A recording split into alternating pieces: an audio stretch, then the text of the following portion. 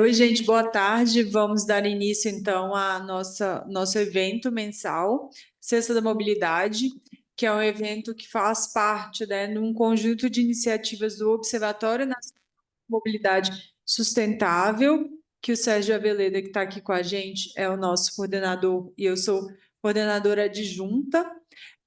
Nosso objetivo é trazer discussões inovadoras em mobilidade aqui, né, para uma escola que é uma escola de gestão de negócios. E essa série de eventos ela é realizada em parceria com o Hub de Inovação, que a gente quer fazer essa conexão com a escola, uma conexão com a inovação. Todos os eventos são híbridos e são gravados para ficarem disponibilizados para vocês também.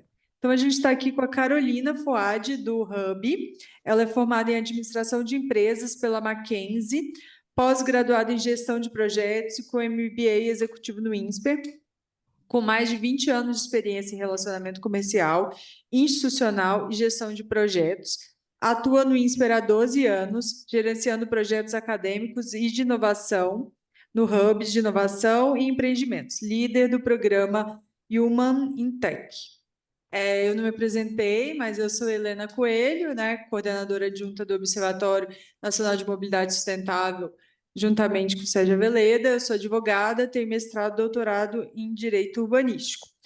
E hoje o nosso convidado é o Marcos Marcos Koister, que é CEO da Aeron Sistemas de Transporte S.A., diretor do Grupo Gaúcho Koister, mestre em Administração de Empresas pela URGS, tem sólida experiência internacional e ampla vivência em mobilidade urbana, atua como presidente de honra da Câmara Brasil-Alemanha e é diretor da Fiergs, Abimac e Abini, além de ser professor visitante no pós-MBA da Unicinos.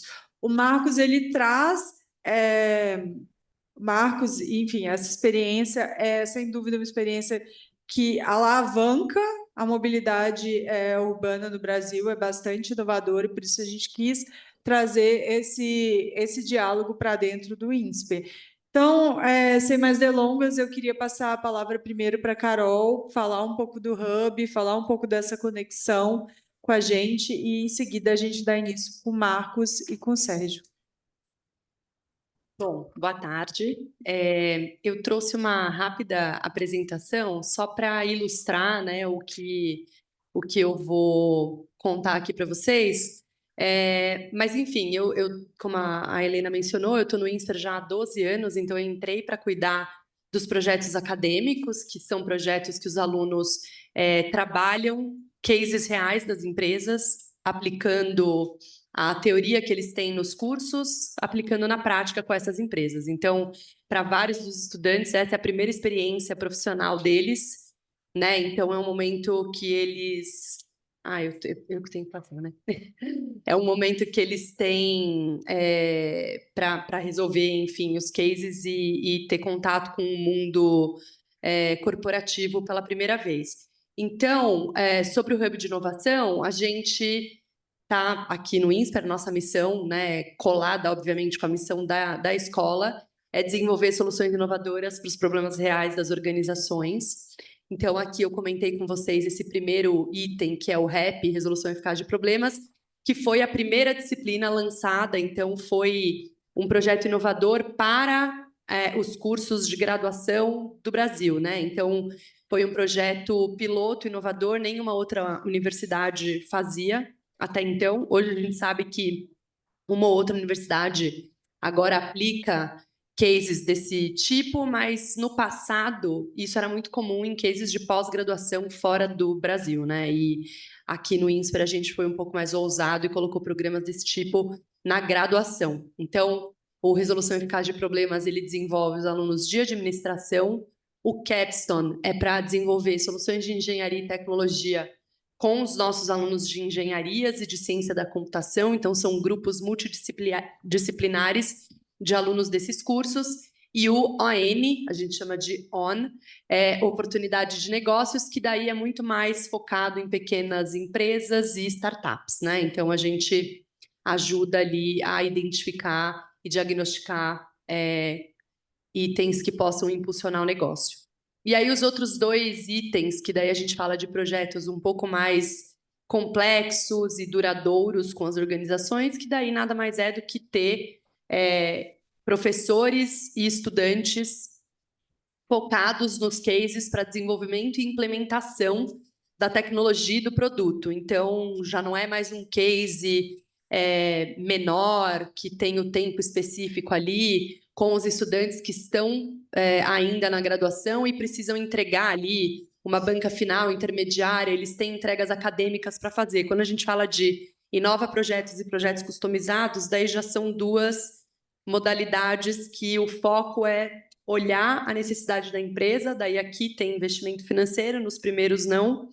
A gente até fala que os primeiros projetos são as entradas, né, nas empresas, é o trial aí dos nossos estudantes, e as outras 2 modalidades, daí sim, são projetos mais complexos, mais duradouros, que daí são os professores pesquisadores que entram junto com os alunos, que várias vezes já são alunos de pós-graduação, ou até doutorado e pós-doutorado, né? Então, são projetos um pouco maiores e mais complexos.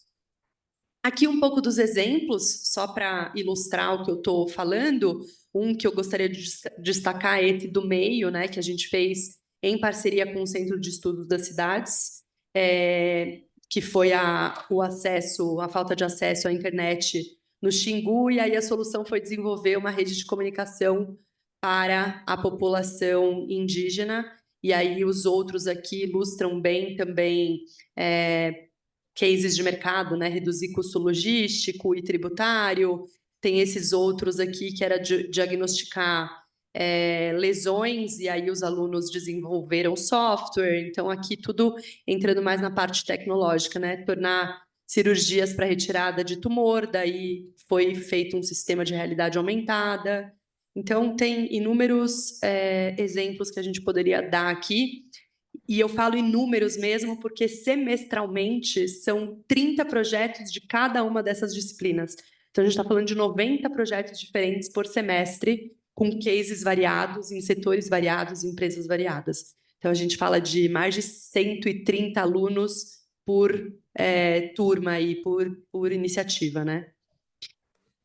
Aqui, né, mais alguns, enfim, não vou ficar gastando tempo, porque essa é a introdução só aqui para vocês, um pouco dos nossos parceiros, sobre o que é feito na escola em relação à pesquisa e inovação, empreendedorismo, o número em bilhões de reais que já foram captados nos negócios das startups aqui, dos alunos e ex-alunos do INSPER, o nosso ecossistema, aqui tem, lá no auditório, estava cheio deles, né? Vários dos empreendedores e fundadores dessas startups estavam hoje agora no auditório falando sobre empreendedorismo e liga de empreendedores. E a gente tem também o nosso pilar de community management no Hub, que é a parte que a gente se conecta com o ecossistema de inovação e empreendedorismo. Então, a gente faz participação em diversos eventos, podcasts, newsletters, gerando conteúdo para a sociedade, né, para poder fazer essas conexões importantes aí com o mercado. E aqui é o nosso espaço, então estão todos convidados a nos visitar ali no térreo do prédio 2, aqui desculpa, no térreo desse prédio, aí estava confusa, né? No térreo aqui desse prédio, então sintam-se à vontade. Várias vezes a gente também faz eventos. No dia 5 de dezembro, já deixo um convite, na próxima semana, a gente vai fazer o Demo Day do Hub, então lá vocês vão poder visualizar e presenciar tudo isso que eu estou contando aqui com muito mais profundidade, né? Então, a gente vai ter demonstrações reais de alunos apresentando os seus cases e empreendedores e ex-alunos apresentando as suas startups. Então, sintam-se convidados, vai ser no nosso auditório, inicia às 18 horas, se eu não me engano. É isso, tá? Obrigada pelo espaço aqui e passo a palavra para o Sérgio, para a Helena, para conduzir o painel. Boa sorte. Obrigada, Carol. Sérgio, você quer falar primeiro ou eu já posso passar a palavra para o Marcos? Não, eu quero saudar o Marcos, quero saudar todos que estão aí. Bom dia, Helena, bom dia a todas e todos que estão aí conosco. Hoje é um dia de muita alegria para o nosso Observatório Nacional de Mobilidade Sustentável, de trazer o Marcos Quester e tudo que ele representa na história das soluções para transporte e mobilidade no Brasil. O Marcos dirige uma empresa, eu acho que ele não vai ficar triste se eu disser que foi criada pelo pai dele, o Oscar Quester, em Porto Alegre, no Rio Grande do Sul, e um engenheiro que, como poucos no Brasil, que teve a capacidade de desenvolver uma solução absolutamente ímpar para o transporte de passageiros, com uma tecnologia limpa e sustentável, extremamente eficiente e seguro, e que, felizmente, depois de muitos anos de lutas do pai do Marcos e do Marcos, esse sistema começa a se estabelecer como, de fato, ele sempre foi uma solução concreta para os problemas de mobilidade urbana. Ele vai, evidentemente, como um bom engenheiro e conhecedor e dono do sistema, mostrar para nós nos detalhes o funcionamento, mas eu vou dar um drops, um spoiler. É um trem movido a ar. Eu me lembro, Helena, eu era criança quando esse trem apareceu no Jornal Nacional ou no Fantástico, eu não me recordo. Mas eu tinha 9, 10 anos, ali pelo 1980, 81, o Marcos pode dar uma precisão maior, e eu fiquei assim dizendo, mas como é que pode um trem movido a ar? Depois a vida me levou a trabalhar com mobilidade urbana, e um amigo em comum que eu e o Marcos temos, que um dia também estará conosco aqui na Sexta da Mobilidade, que é o Luiz Antônio Lindau, que é o diretor do programa de cidades da WRI Brasil, um dia em Porto Alegre me explicou exatamente como funcionava, e por uma dessas não coincidências da agenda não pude visitar. E esse sistema, então, que oferece uma solução sustentável, extremamente eficiente, é o sistema que vai mover os passageiros de Guarulhos entre os terminais. E alguém pode dizer, mas isso não é mobilidade urbana, mover passageiros entre terminais num aeroporto. Pois é, mais ou menos. Porque é esse trem, é esta solução do aeromóvel que está prestes a ser inaugurada em Guarulhos, que vai tornar viável e atrativa a viagem de trem para o aeroporto de Guarulhos. Porque construíram um trem para o aeroporto de Guarulhos, que é muito eficiente, que leva em 22 minutos, ele conecta a Estação da Luz ao aeroporto de Guarulhos, só que quando chega em Guarulhos, você precisa descer com a mala e pegar um ônibus. Então, ele tem um bloqueio de acesso que o Marcos e o Aeromóvel, o consórcio liderado pelo Marcos, vai resolver. Você vai chegar de trem e vai colar na estação do Aeromóvel e vai poder ir para o terminal 1, 2 ou 3 do aeroporto de Guarulhos muito rápido e eficiente.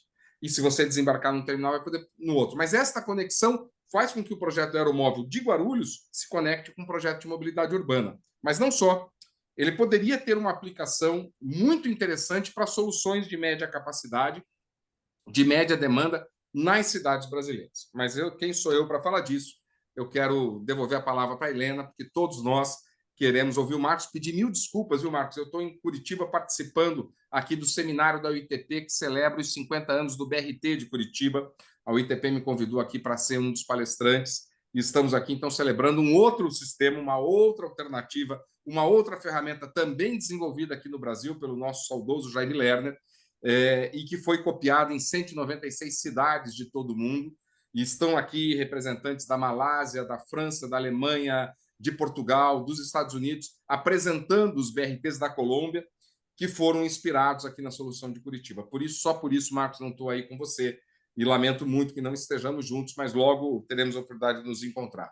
Então, com vocês, a Helena, que vai fazer a mediação desta sessão, e todos aqui ansiosos para conhecer o Aeromóvel. Obrigado, viu, Marcos?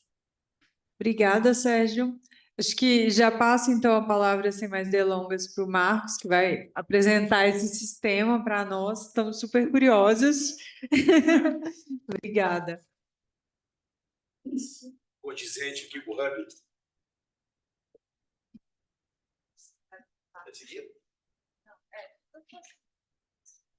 Bom. Bom, boa tarde, bom dia, boa tarde. Né? Tem que dizer boa noite, que depois vão olhar no YouTube, né? E aí tem que ficar atemporal aqui a nossa conversa. Sérgio, um prazer estar aqui, obrigado pelo convite. Tá? O Sérgio, um velho amigo aí também dessa causa aí da mobilidade. Né? Queria agradecer aqui o Instituto INSPER, né? Também pelo espaço. Helena aí por organizar, Carol, parabéns aí pelo. Depois eu quero descer ali para conhecer. E, aliás, esse era o primeiro ponto que eu queria trazer. Primeiro, estão dando boa tarde, bom dia a todos e a todas, né? Mas, assim, isso que foi apresentado aqui do Hub isso é o nosso meio, né? A gente convive muito nos hubs, né? Rio Grande do Sul, por exemplo, tem 16 parques tecnológicos, né? Pois somando aí os hubs, né, onde não tem universidades associadas, acho que são perto de 30, né? Junto com o incubador. Então, é uma das coisas que deu muito certo lá no Sul, né? Tem o Tecnopuc, que é o maior deles, o mais tradicional, né? Então, é um movimento super importante isso, de ter esse espaço da tripla hélice ou da quádrupla hélice, como é mais moderno agora, né? Quer dizer, onde as empresas, as universidades e a questão governamental coexiste e coopera. A quarta agora são as ONGs, né? As organizações não organizacionais, não governamentais. Mas eu quero então entrar aqui no tema, né? A gente tem um tempo limitado, tá? Falar um pouquinho então dessa tecnologia brasileira, tá? Então isso é um ponto fundamental, né? Isso aqui é uma tecnologia brasileira, uma tecnologia desenvolvida 100% no Brasil e patenteada, né? Até hoje em muitos países, tá? O aeromóvel teve uma situação assim de até estava lendo agora, nós estamos fazendo um grupo de estudo lá na empresa, eu estava relendo, né, um clássico aí que é a quinta disciplina do Peter Senge, né? E aí ele fala lá de invenção, inovação e inovação básica, né? Que quando é uma inovação que cria um mercado novo, que cria uma nova, vamos dizer assim, uma nova forma de consumo, né? E o aeromóvel eu acho que tem um pouco disso, né? Ele na verdade cria um novo nicho, ele cria uma nova solução, tá? Ele se aplica como people mover, como o Sérgio falou muito bem, tá? Mas ele também é uma solução de média capacidade para cidades, onde falta tecnologia. Então, qualquer congresso internacional de transporte que a gente vai ouvir lá os desafios de inclusão, de sustentabilidade, de mobilidade elétrica, de integração com outros sistemas. E no final, lá no painel de final, precisamos de novas tecnologias, precisamos investir em novas soluções, né? Bom, aqui eu acho que nós temos uma dessas, né, boas e disruptivas soluções, né? O aeromóvel foi criado nos anos 70, né, então já tem uma grande maturidade, né, e por isso não é mais uma tecnologia de alto risco, de alta volatilidade. É uma tecnologia para a qual já construímos Guarulhos aqui, é a 10ª linha, né, que vai ser feita. Então, isso tem um enorme aprendizado, né, de como aplicar essa tecnologia, de como melhorá-la, de como torná-la mais, vamos dizer assim, até comercial, né? Tá? E além da questão da tecnologia brasileira, né, nós tivemos muito desenvolvimento aqui, viu, Carol, com universidades brasileiras, tá? Tem muitos itens, componentes, certificações que foram feitas, né, aqui em São Paulo, no IPT, na Universidade Federal do Rio Grande do Sul, na Unicinos, né? Nós tivemos vários programas, continuamos, né, realizando esse tipo de programa, tá? Porque é uma forma muito eficiente, né, e muito interessante de trazer conhecimento, de agregar tecnologia ao produto. O aeromóvel é uma plataforma, ele não é um produto, não é um trem. Ele é uma plataforma tecnológica, como eu vou explicar aqui para vocês, e os campos, né, de desenvolvimento, as oportunidades que vão desde o urbanismo, né, onde lá o Sérgio é atuante com muito mais competência aí do que né, eu, inclusive, né, essa parte do urbanismo, da aplicação nas cidades, até detalhes de engenharia, de segurança, de automação, de inteligência artificial aplicada, né, a essa tecnologia, né? Mas vamos lá, a gente vai falar um pouquinho aqui do histórico, né? Como é que funciona o aeromóvel, que invento é esse, que inovação é essa, né? Um pouquinho dos projetos em andamento, tá? E aí a gente vai falar também do projeto aqui de Guarulhos, né? Que é um sistema que está entregue, já está pronto, tá? Já foi a construção e o fornecimento dos equipamentos já está toda concluída. Nós estamos operando agora já os testes, né, em fase pré-operacional, tá? E faltando uma peça que também é uma inovação mundial, que é a certificação de segurança dessa tecnologia. Então, nós atendemos aqui a um edital, né, que pedia um nível de segurança extremamente rigoroso, o mais rigoroso que existe no mundo, usado em usinas nucleares, usado em trens de alta velocidade, em outros tipos de indústria, e nunca foi usado para esta tecnologia de people mover anteriormente. Então, isso nos dá uma carga de engenharia principalmente na parte de controle, que é de 4 a 5 vezes maior do que um sistema convencional. Então, isso tem um rigor, assim, um procedimento de engenharia, mas que torna está todo mundo ansioso para que opere, para que ande, né? E já funciona, né? Mas agora a gente tem que fazer esse rito aí, né? Que é esse processo aí da certificação. Bom, a nossa empresa, a gente às vezes fala aí dos hubs, né, dos ecossistemas de inovação, né, a Coester não foi muito diferente, né, só que o nosso ecossistema, o nosso hub, a nossa origem é a Varig, né, que era uma grande empresa, né, uma empresa que foi pioneira em muitas coisas, né. Essa aeronave, por exemplo, que está na tela, né, esse Boeing 707, aí foi um desenvolvimento. Isso eu sei porque eu conheço de casa essas histórias, né? E meu pai era Um o minuto, chefe. Marcos, perdão interromper. Não está mudando o slide para nós, tá? Eu sigo vendo o primeiro slide para quem está online. Aqui está certo, aqui, Sérgio. Não vem presencialmente, aí são os o custo do remoto aí. Espera que eu acho que ela vai arrumar aqui. Isso é o aeroporto de Congonhas que está atrapalhando aqui, Sérgio. Bom, ontem eu fui parar em Campinas aqui para falar nisso, né? Será que vai? Tá. Trocou aí, Sérgio? E agora o meu não está funcionando mais aqui também. Perfeitamente. Agora trocou, estamos vendo o 747, o 707 da Varig. 707. Tá? Então, esse avião aqui, ó, isso é uma inovação, mas isso aqui é uma história fantástica, a gente pode marcar aqui uma outra. Nós estudamos bastante esse assunto até para montar aí o histórico da empresa. Essa aeronave aqui foi uma revolução. Tá? Esse avião aqui, exatamente esse que está na tela, aí, o PPBJA, tá? Ele fez, em 1960, né, o voo mais longo do mundo, né, que era o voo sem escala de Nova York ao Rio de Janeiro. Não existia esse serviço, nenhuma aeronave voava 10 horas. Então, isso foi uma visão empresarial, né, do presidente, então, da Varig, que era o Rubem Berta, né, e se fez um desenvolvimento, né, absolutamente pioneiro. Né, e isso fez com que a Varig se tornasse uma grande player internacional, porque ela era a única empresa no mundo que tinha esse serviço. Então, em 2 anos, ela tomou 70% do mercado, né, de transporte entre a América do Sul e a América do Norte por ter o equipamento certo. Agora, podia ter dado errado, né? Inclusive, meu pai conta que o conselho queria demitir o Berta, né? Porque era muito perigoso fazer isso, era muito arriscado. Né? Então, o mais prudente seria esperar que outras companhias fizessem isso primeiro, né? E se desse certo, então a Varig seguiria, né? Que é o contrário da inovação, né?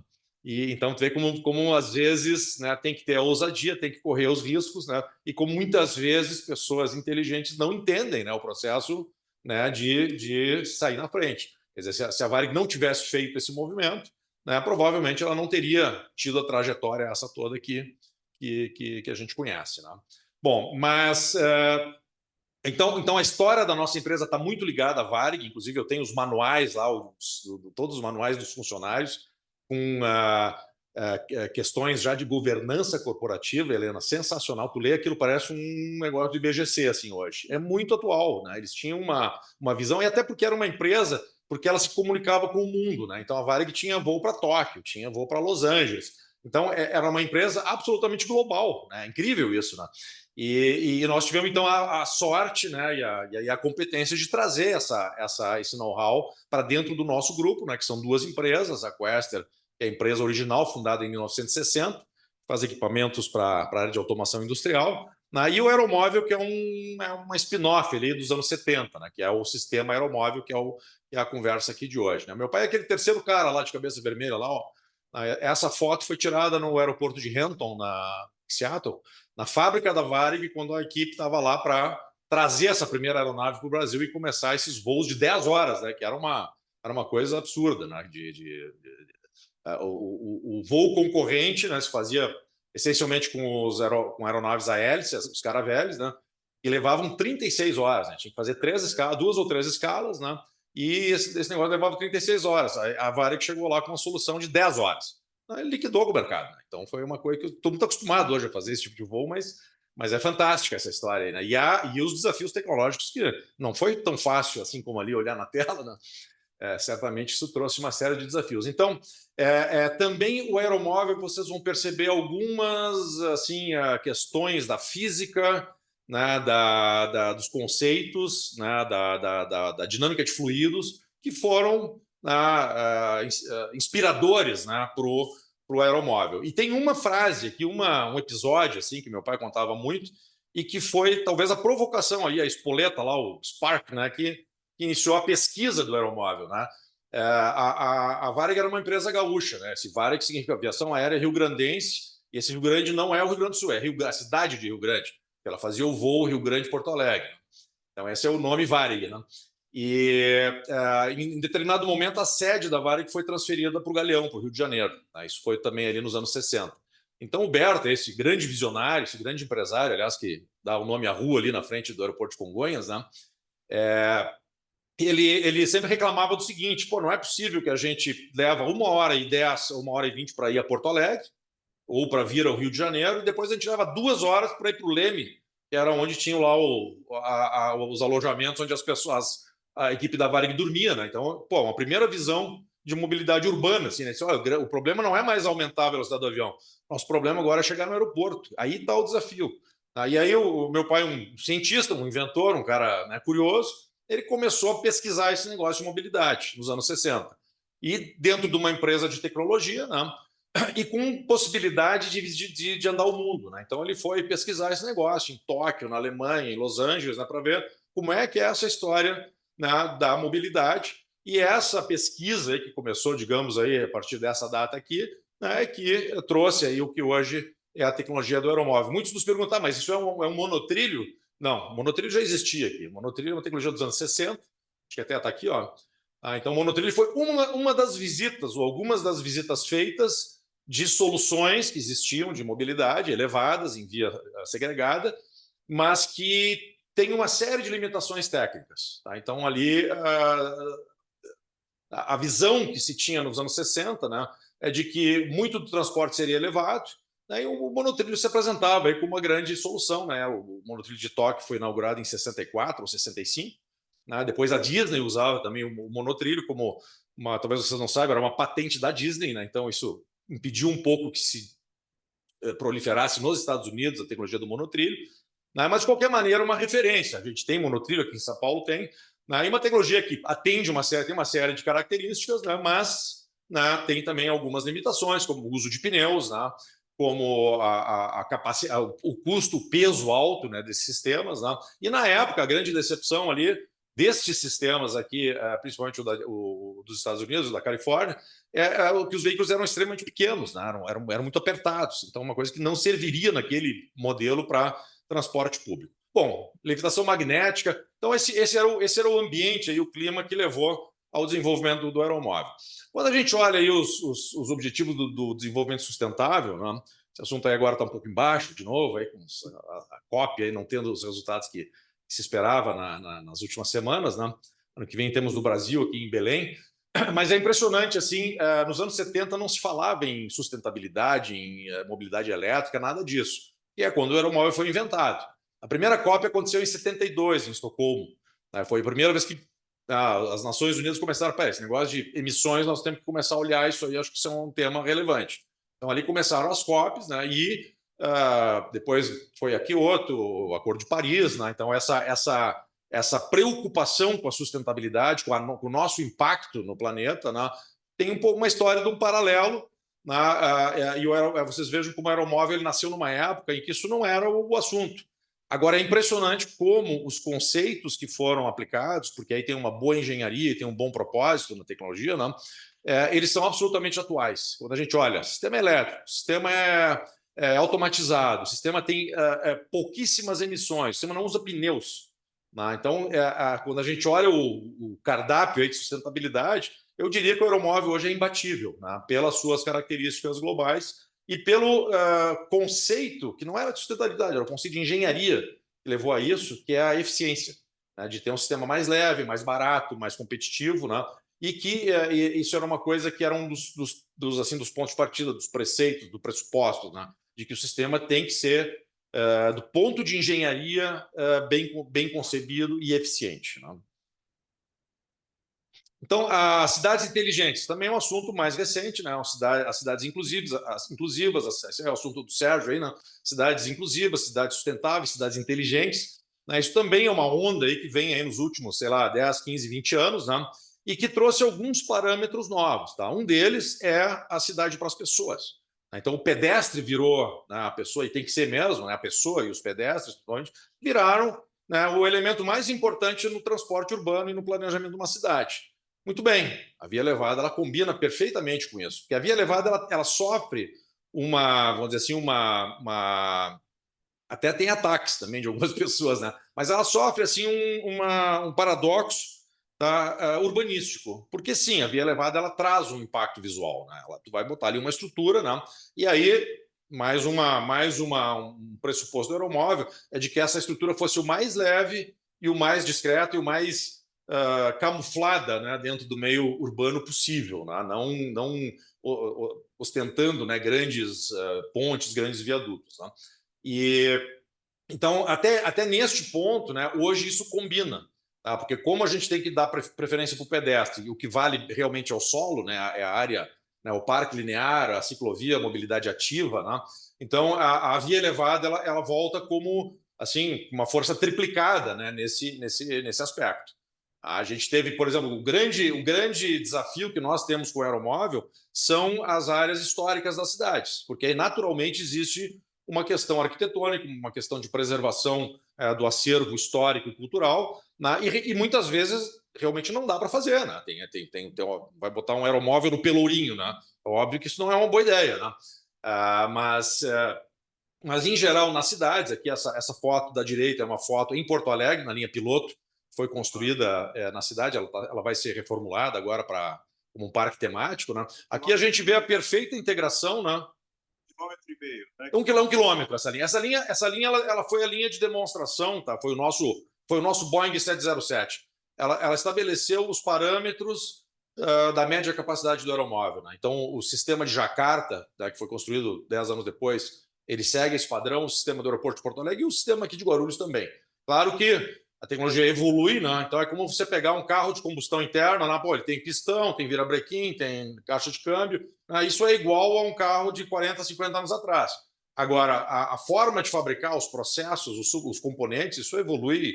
O aeromóvel é igual, né? Então, o sistema de Guarulhos, né? Ele tem tecnologias absurdamente mais avançadas, né, do que seus predecessores aqui, mas o conceito é o mesmo, né? Um conceito de propulsão pneumática.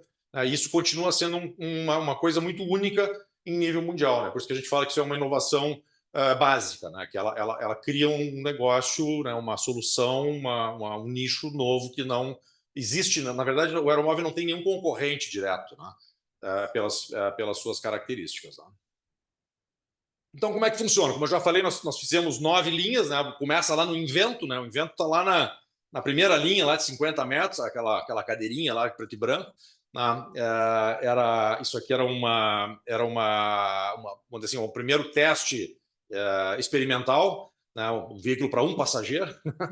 E isso foi evoluindo, né? Depois nós construímos outros sistemas, né? Um sistema com 12 passageiros, que é esse carro aqui foi exibido na Feira de Hannover em 1980.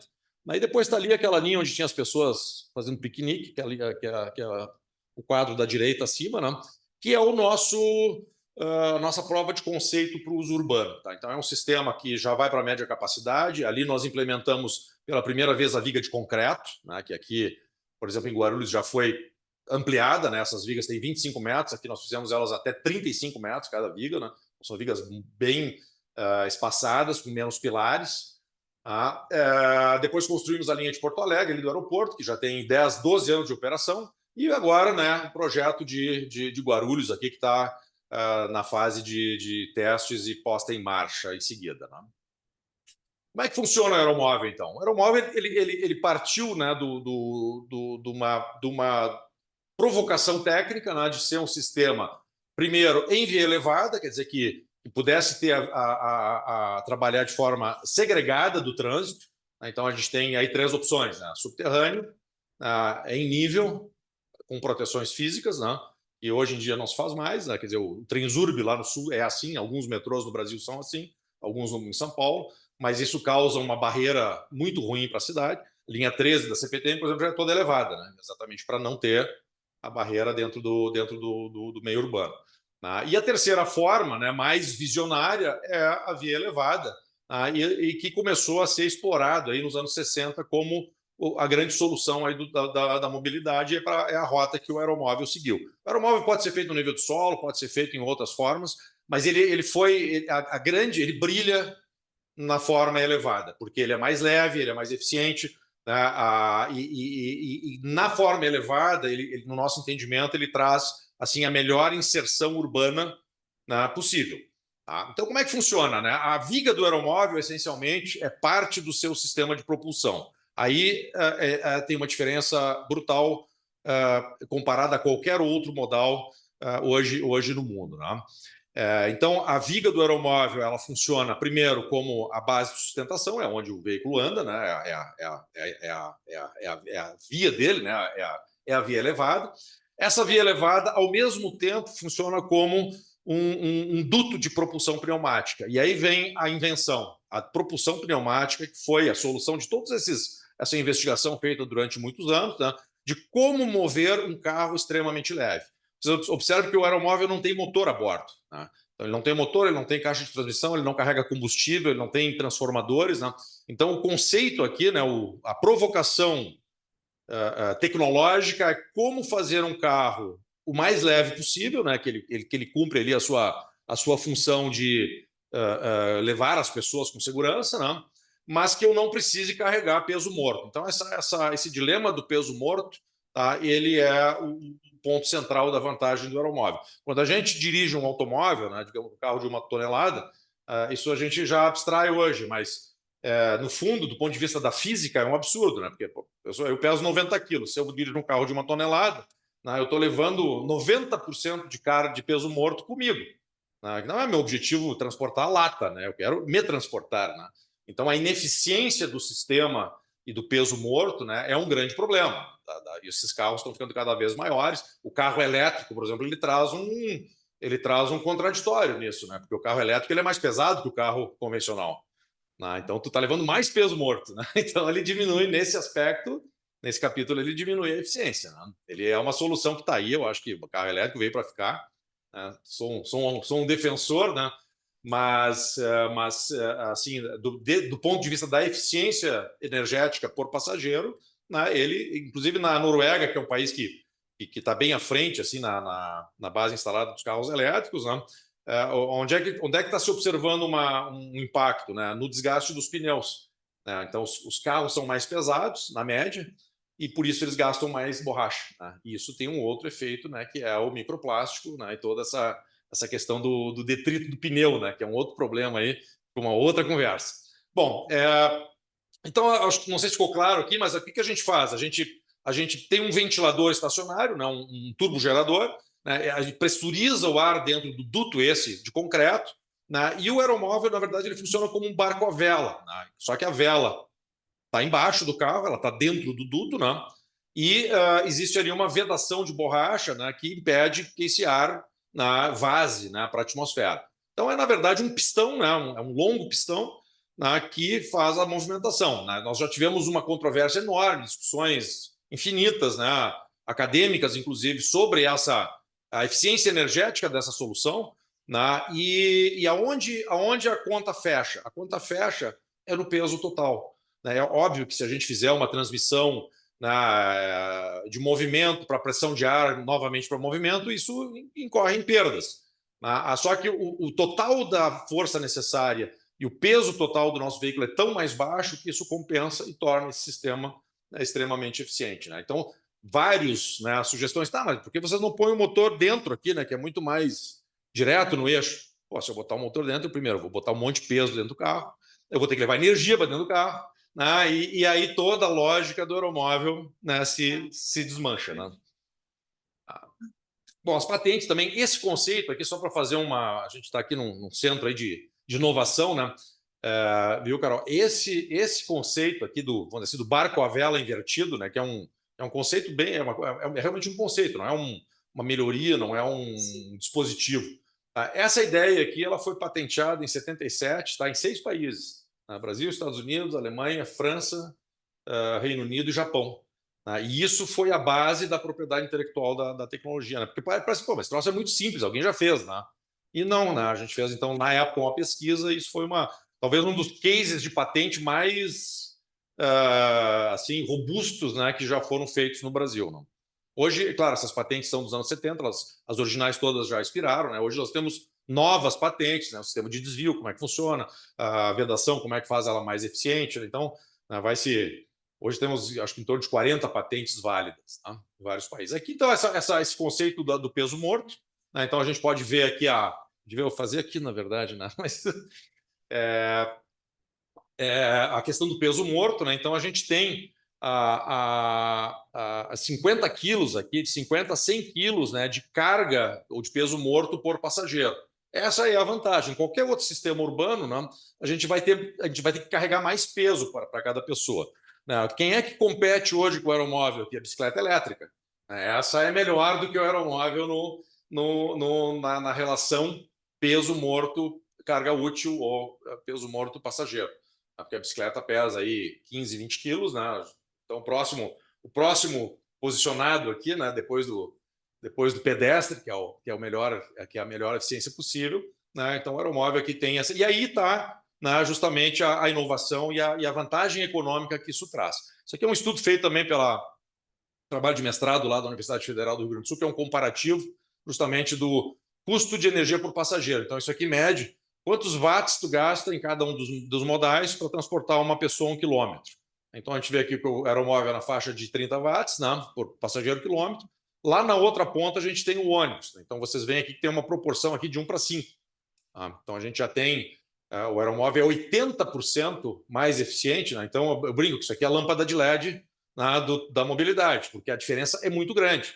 Tá? Então, quando a gente compara aqui o consumo por passageiro no ônibus, e como é que explica isso? É que o ônibus é um equipamento extremamente pesado.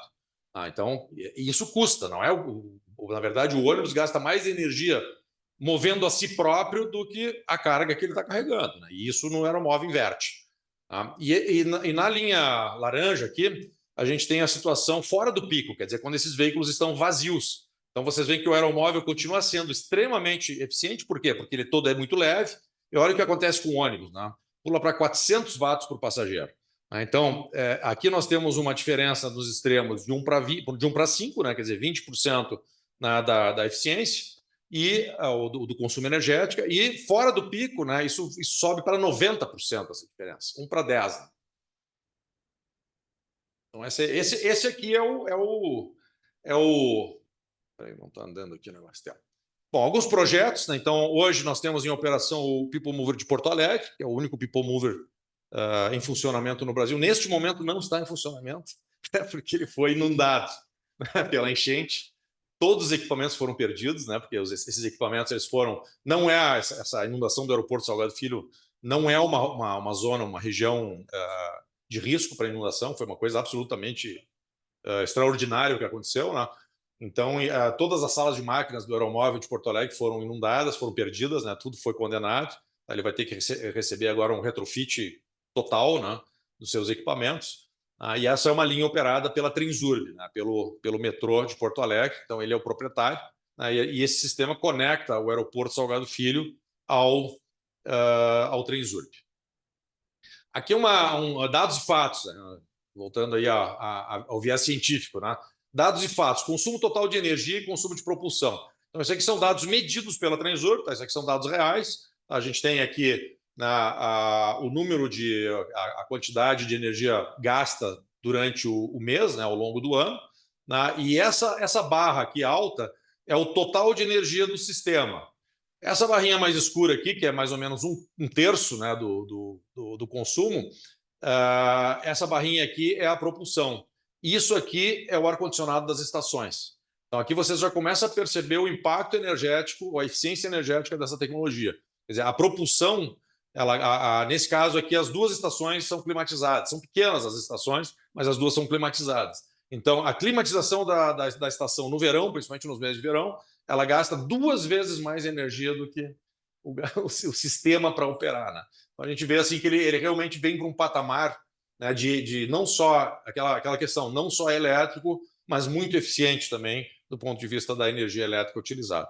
Esse é o traçado de Porto Alegre, né? Então aqui está o aeroporto, ele liga aqui com o Transurb, e é uma linha simples, né? Então ele faz esse shuttle aí 19 horas por dia, né? E espero que em breve retome aí essa operação. Falar um pouquinho aqui de Guarulhos, né? Guarulhos está se tornando hoje a principal referência da tecnologia aeromóvel, um sistema bem maior, é um sistema que está dentro de um aeroporto de muito mais a importância do Porto Alegre, né? E aqui ele tem uma dupla funcionalidade, né? Ele vai conectar os terminais, quer dizer, a gente vai melhorar muito, né, o sistema e a movimentação de pessoas entre terminais, o que hoje é caótico, né? Porque em Guarulhos falta, né, pela forma como o aeroporto cresceu, tá? O aeroporto não tem uma via interna, por exemplo, para a gente se deslocar do Terminal 1, ali onde fica azul, por exemplo, o terminal internacional, que é o Terminal 3. Tá? Não existe um caminho interno, porque o terminal de cargas fica no meio do caminho. Então, nem a pé pode ir, né? A única forma de ir é pela rodovia Hélio Schmidt. Né? Então, é problemático isso. Né? E quando o aeroporto foi concedido, ali, acho que foi em 2014, né? Quando o aeroporto de Guarulhos foi concedido, tá? Não se previu essa conexão entre os terminais e com a CPTM, com a estação da CPTM, que traz, aí, como o Sérgio colocou no começo, um excelente serviço aí, né, liga o aeroporto ao Terminal da Luz em 20 minutos. Né? Até um serviço que a CPTM hoje ela restringe o número de viagens, porque o acesso à estação é muito ruim, né? É muito complicado. Quem está em viagem, quem está com mala, pessoas que têm alguma restrição de mobilidade, né? Então tem que descer, tem que subir num ônibus bem convencional, né, e fazer esse traçado que cai no trânsito, né? Que cai lá numa avenida que pode estar engarrafada. Então a incerteza ali é muito grande. Tá? E inclusive para as companhias aéreas, né, a previsibilidade, por exemplo, de conexões, né, sempre eu vivo isso. Né? Eu venho, às vezes, um voo do Sul, né, para conexão internacional. Se esse voo for da Azul, tu já tem um problema. Né? E aí já tem que botar 2 horas ali no mínimo, né, para conseguir chegar lá no Terminal 3. Esse trajeto vai ser feito em 6 minutos, tá? Com o sistema, com o People Mover em funcionamento pleno. Né? Então, em 6 minutos, ele faz a viagem de ponta a ponta. Nós já estamos fazendo isso. O sistema já está em teste, já está rodando. Tá? E o tempo de espera, né, o headway também é de 6 minutos. Então, a gente tem aí uma jornada de, no máximo, 12 minutos. Quer dizer, se tu tem que esperar 6 minutos pela próxima partida, em 6 minutos você está na estação oposta. Né? Fazendo isso aí, e aí, claro, via elevada, segregada, não tem nenhuma interferência com o trânsito. Né? Eu vou falar um pouquinho das estações, aí, que foi bem desafiador, e aí entram algumas características da tecnologia que tem a ver com a tração, com a propulsão. O aeromóvel, por exemplo, uma das características é que ele permite fazer curvas bastante fechadas. Por que isso? Né? Porque a tração não é feita nas rodas.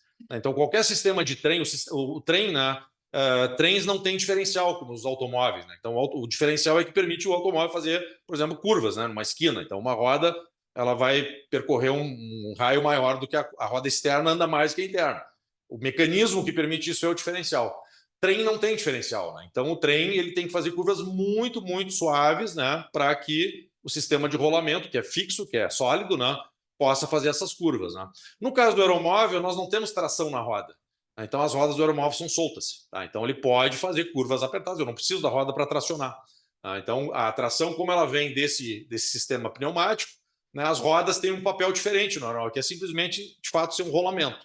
Elas não tracionam, mas elas freiam. Né? Então, a gente tem um freio, né, de precisão na roda, né, que é só para fazer a parada precisa nas estações, tá? Porque a propulsão pneumática é como se vocês fossem dirigir um carro, né, e prender um elástico no pé. Né? Em vez de apertar direto no pedal, vocês colocarem um elástico, né, e aí vocês vão acelerar através de um elástico. Isso é um fenômeno do ar, né, da pressão do ar, que então a aceleração e a desaceleração do ar ela tem esse efeito de compressão e descompressão. Né? Então isso o nosso software resolve. Né? Mas por exemplo, fazer uma parada porta com porta na estação usando ar é extremamente desafiador. Como é que a gente faz isso? A gente usa o freio mecânico na roda. Então, quem faz essa parada exata ali com 10 centímetros de precisão é o freio mecânico da roda. Além. Qual o raio mínimo de curva? O raio aqui em Guarulhos é 27 metros nos desvios, tá? Até 25 metros de raio. Então, 25 metros é uma esquina, né? É um raio bem. Em trem é 100 metros, né? Então é uma curva muito mais fechada. Também tem a questão dos aclives, né? O aeromóvel ele é projetado para trabalhar até 12% de aclive, embora 12% seja totalmente desconfortável, né? Então não se deve usar isso, né? Mas aqui nessa linha de Guarulhos nós temos um aclive de 5%, que é um aclive, quem conhece trilho sabe que nenhum sistema em trilho faz isso, né?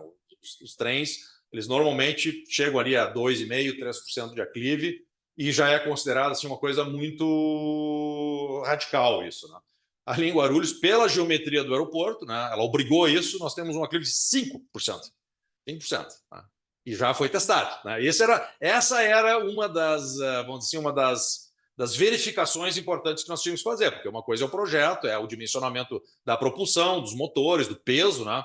A outra coisa é, bom, agora vamos testar. Isso já foi testado agora no mês de novembro, então está funcionando de forma perfeita esse aclive, inclusive acelera, né, na subida, né? Então é um bom dimensionamento. Mas isso é uma característica, né? Porque o trilho para nós ele é diferente de um trilho ferroviário. O trilho para nós é um rolamento. O trilho é o sistema de rolamento mais eficiente que existe. Ele é 8 vezes mais eficiente que o pneu. Né? Só que ele tem pouca tração. Né? Ele não consegue tracionar, tem que ter peso. Como o aeromóvel não traciona, então a gente tem uma combinação muito interessante de um veículo super leve com um trilho e roda metálica. Né? Aqui é o traçado, então, de Guarulhos. Tá? O sistema liga aqui o Terminal 3, que é essa extremidade, passa pelo Terminal 2, né, Terminal 1, e aqui está a estação da CPTM, aqui embaixo está ainda o Centro de Manutenção, o CMO. Tá? Esse sistema ele opera com um veículo simples, né, um sistema monolinha, né, uma linha só, sendo que aqui nessa região ele tem um bypass, né, ele tem um trajeto aqui, um pedaço duplo. Então isso permite que a gente opere com 2 veículos simultaneamente, né, e eles têm ali eles se cruzam, né, nessa área central. Então a linha toda é assim, até não seria possível fazer aqui a chegada no Terminal 2 se a linha fosse dupla, né? Então vocês vão ver depois as imagens ali.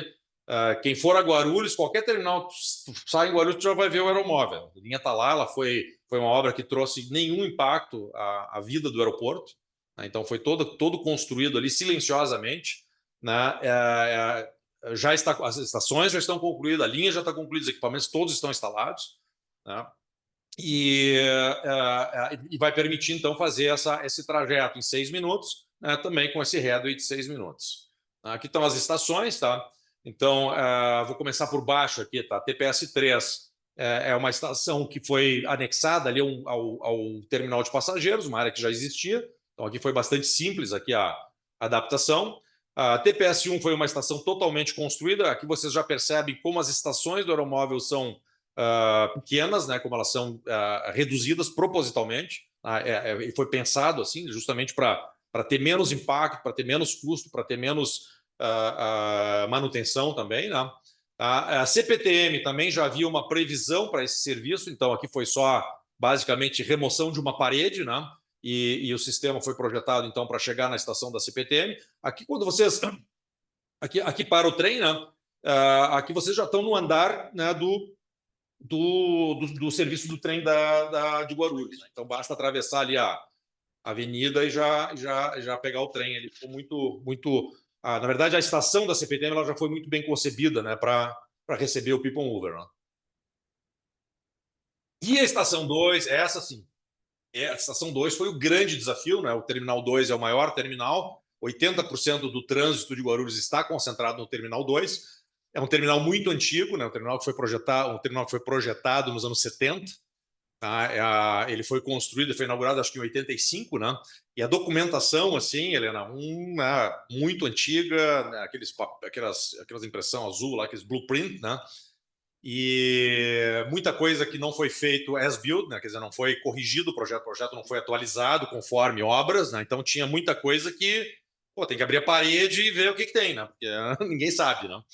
E então ali tinha um grande desafio. E o edital, né, o GRU Airport, quando ele lançou esse desafio do People Mover, ele disse o seguinte: olha, vocês podem fazer a estação lá no meio do estacionamento, né, do Terminal 3, Terminal 2, aliás, né? Vocês podem fazer a estação lá no estacionamento, né, ou podem fazer ela colada aqui dentro do terminal. Tá? Então isso dava uma pontuação técnica. Tá? Então a pontuação, quanto mais perto, quanto menos caminhar, né? Então se fosse lá no meio do estacionamento, a pessoa teria que caminhar 150 metros. Bom, para ir para o Terminal 3 é 250 metros, né? Então provavelmente teria uma eficiência muito pequena, né? Quer dizer, a pessoa primeiro tem que caminhar. O que nós fizemos? No nosso projeto, nós colocamos essa estação embutida no terminal. Né? Mas como o pessoal da engenharia brinca lá, é uma obra dentro da obra. Porque essa estação em si ela foi um grande desafio, né? De como construí-la sem interferir na operação do aeroporto, que não parou de operar, né? e adaptar ali. Então, hoje vocês vão ali no embarque do Terminal 2, que é aquela área bem central, ali já estão as escadas rolantes. Quem for embarcar ali, já dá uma olhadinha para cima, vocês já vão ver a estação do aeromóvel, né, em breve, né, em operação. Então, aqui estão os veículos, são 3 carros, né? Então, a gente tem aí um desenho onde tem 2 carros em operação, né, e um carro que é o carro reserva e o carro que está, eventualmente, ali sendo feito manutenção ou limpeza, né? Então, eles vão rodízio, né? Uma curiosidade sobre as cores, né? Todo mundo perguntou, por que um é de cada cor, né? Isso aí tem uma historinha também, né? O GRU Airport, eles têm lá um manual, né, de como aplicar as logos, de como aplicar as cores, as combinações, né, os matizes de cores, né, e com várias opções, preto, branco, prata, né? Então nós pegamos as 3 cores mais vivas, né, o verde, o azul e o vermelho, e fizemos 3 modelos, né, para a GRU, a ANAC, né, escolherem, né? E aí esse processo foi, mas na dúvida, mas isso, aí tinha o palmeirense, tinha os palmeirenses são os que mais aparecem, né? E aí ficou e nós precisávamos fabricar os carros, né, na Marco Polo, né? E aí a decisão ficou enrolada e disse, vamos fazer um de cada cor, né? Então, isso ficou muito legal, na verdade, porque para o passageiro tem uma identidade, né? E se vocês olham lá o sistema de controle hoje, que é desenvolvido pela Siemens, né? O sistema de controle ele também já, o orange, o blue e o green, né? Então já identificou até, né, do ponto de vista de manutenção, de operação, a cor virou o nome do carro, né? Os holandeses ficaram contentes com laranja. Exatamente. Esses não vieram ainda, não, viu? Esses ainda não se manifestaram aí. Chegarão. E tem um ali que é tricolor ali. Essa primeira ali, o subgremista não tem nada a ver com isso, né? É a cor do manual do GRU Airport, né? Então aqui é o interior do veículo, né? A gente pode ver aí as portas, todos os componentes. Esses veículos foram feitos pela Marco Polo, tá? Mas por uma divisão metroviária da Marco Polo. Todos os materiais aqui são certificados, são materiais metroviários, tá? Tudo segue normas metroviárias internacionais. As portas são portas de metrô, não é porta de ônibus adaptada, né? Porque trazer a Marco Polo para esse processo foi... A gente ouviu muito isso. Mas você é uma empresa de ônibus, eu não conheço. Não tem nada a ver, gente. Tá? A Marco Polo fez um trabalho extremamente profissional, ela criou uma divisão rail, né? Ela faz hoje VLTs, inclusive. Tá? Ela traz algumas vantagens que, para nós, no caso do aeromóvel, são importantes. Por exemplo, nós sempre temos o viés da leveza, não do peso, né? Porque o aeromóvel, tudo que a gente puder eliminar de peso é melhor. Tá? O trem não é assim. O trem, às vezes, ele tem que ser propositalmente, tem lá uma massa, né, mínima. Tá? Então, na verdade, o fabricante rodoviário, para nós, ele tem um entendimento melhor desse conceito de baixar peso. Né? E a Marco Polo tem aí uma cadeia produtiva genial. Assim, essa questão, por exemplo, dos acabamentos, que não tem muita importância assim, na técnica metroviária, mas a questão assim, do acesso aos acabamentos e a qualificação da empresa é sensacional, porque a Marco Polo faz 90 ônibus por dia. Então, vocês imaginam a demanda, né, e usa, por exemplo, essa parte aí dos acabamentos, o piso. Né? O piso, por exemplo, eles trouxeram da Austrália, né? O peso mais leve e mais resistente, né, para essa aplicação. Foi de uma unidade fabricada na Austrália esse tipo de lâmina, né, que é feito aí para 30 anos de operação. Esse aí é o veículo azul aí no desvio, né? Então, isso eu mostrei ali no diagrama. A gente tem um desvio no meio, uma bypass, uma área que é pista dupla. Então, nesse ponto aqui, os veículos vão, né, quando tiver 2 veículos em operação, eles se cruzam aqui nesse local aqui. Aqui, ó, essa foto aqui é muito legal, tá? Essa foto aqui de baixo, à esquerda, ó, eu até esses dias eu vi ela numa passagem, ó, essa foto aqui nós temos que usar. Essa foto aqui mostra que o veículo não tem nada a bordo, né? Porque ele está com as janelas abertas aqui, né? Então o pessoal abriu aqui as janelas de manutenção, né? As portas de manutenção frontais. E aí aqui dá para ver claramente, né, como esse sistema é leve. Então, uma outra vantagem, o piso plano, né? O piso não tem aquelas carenagens, aqueles equipamentos, né, que às vezes no VLT tu tem que ficar desviando.